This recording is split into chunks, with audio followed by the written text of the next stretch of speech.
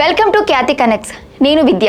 Andhra Pradesh assembly సమావేశాలను ప్రతిపక్ష YSR Congress party బహిష్కరించడంపై ముఖ్యమంత్రి నారా చంద్రబాబు నాయుడు తీవ్ర స్థాయిలో మండిపడ్డారు.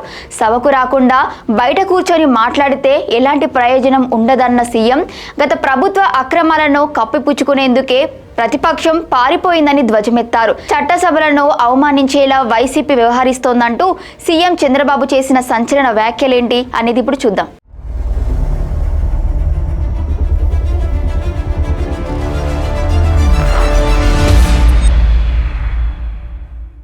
అసెంబ్లీ అంటే కేవలం ఒక భవనం కాదని, కోట్లాది మంది ప్రజల ఆశలు ఆకాంక్షలకు ప్రతిరూపమని సీఎం చంద్రబాబు స్పష్టం చేశారు. ప్రజాస్వామ్య వ్యవస్థలో శాసనసభ అత్యున్నత స్థానంలో ఉంటుందని, అలాంటి పవిత్రమైన వేదికను ఏకంగా బహిష్కరించడం ప్రజాస్వామ్యాన్ని తీవ్రంగా అవమానించడమేనని ఆయన మండిపడ్డారు. ప్రజలు తమ సమస్యల తరపున గొంతు విప్పుతారని ఓట్లేసి ఎన్నుకుంటే సభకు రాకుండా బయట కూర్చొని మాట్లాడటం వల్ల ఏమాత్రం ఉపయోగం ఉండదని సీఎం పేర్కొన్నారు.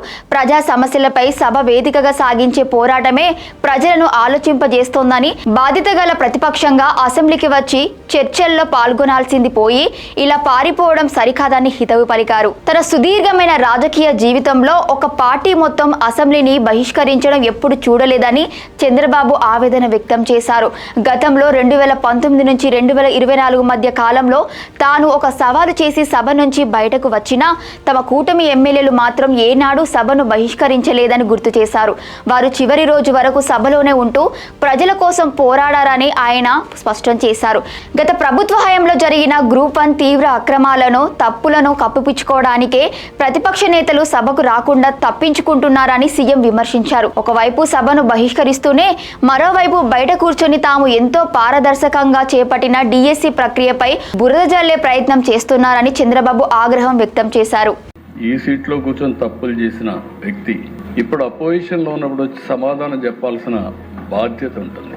అసెంబ్లీ అనేది ఒక పవిత్ర దేవాలయం, ప్రజా సమస్యల పరిష్కారానికి వేదిక, జవాబుదారితనానికి ఇది ఒక వేదిక అనే విషయం మనం మర్చిపోకూడదు. మా ఇష్ట ప్రకారం చేస్తాం, మేము వెళ్ళిపోతాం, ఎదురుదాడి చేస్తాం, కరెక్ట్ కాదు విషయం. నేను చెప్పే విషయాలన్నీ మీరు చూసిన తర్వాత సభ్యులు కూడా మీ అమూల్యమైనటువంటి సజెషన్స్ ఇవ్వండి. ప్రజల నుంచి కూడా సజెషన్స్ తీసుకుంటాం.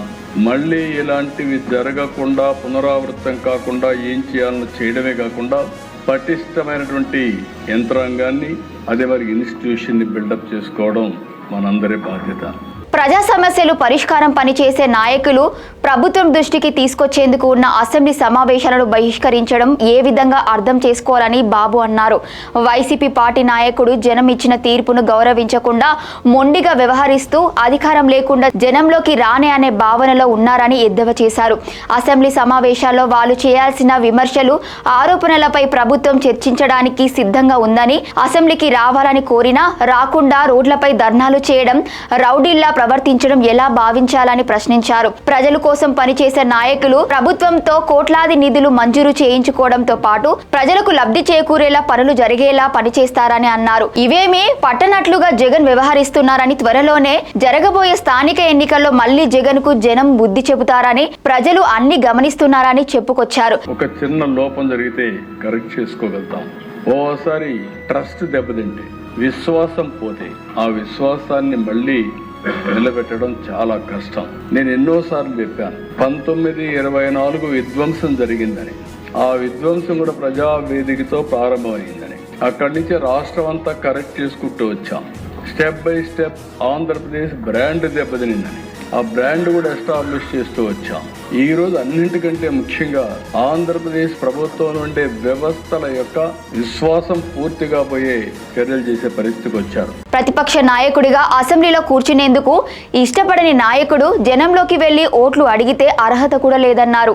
ప్రజాస్వామ్యాన్ని, చట్టసభలను చులకనగా చేసేలా వ్యవహరిస్తున్న ఇటువంటి వైఖరి ఉన్న నాయకులకు అసలు రాజకీయాలు అవసరమా అని ముఖ్యమంత్రి తీవ్రంగా ప్రశ్నించారు. బాధ్యత మరిచి ప్రతిపక్షం చెబుతున్న అసత్యాలను, తప్పుడు ప్రచారాలను వాగ్దానాలను రాష్ట్ర ప్రజలు ఎంత మాత్రం విశ్వసించే పరిస్థితిలో లేరని ఆయన తేల్చి చెప్పారు. గత గొడ్డలి ప్రభుత్వం బీసీల హక్కులను కాలరాస్తూ రిజర్వేషన్లలో కోతాలు విధించిందని, తమ ప్రభుత్వం అధికారంలోకి రాగానే ఆ రిజర్వేషన్లను పునరుద్ధరించిందని సీఎం తెలిపారు. అమరావతిని మళ్లీ దారిన పెట్టడంతో పాటు వెనుకబడిన వర్గాలకు బాసటగా నిలుస్తూ పాలనలో మార్పు చూపిస్తున్నామన్నారు. ప్రజలు ఇచ్చిన తీర్పుకు కట్టుబడి రాష్ట్రాన్ని అభివృద్ధి పథంలో నడిపించడమే తమ ధ్యేయమని చంద్రబాబు ఉద్ఘాటించారు.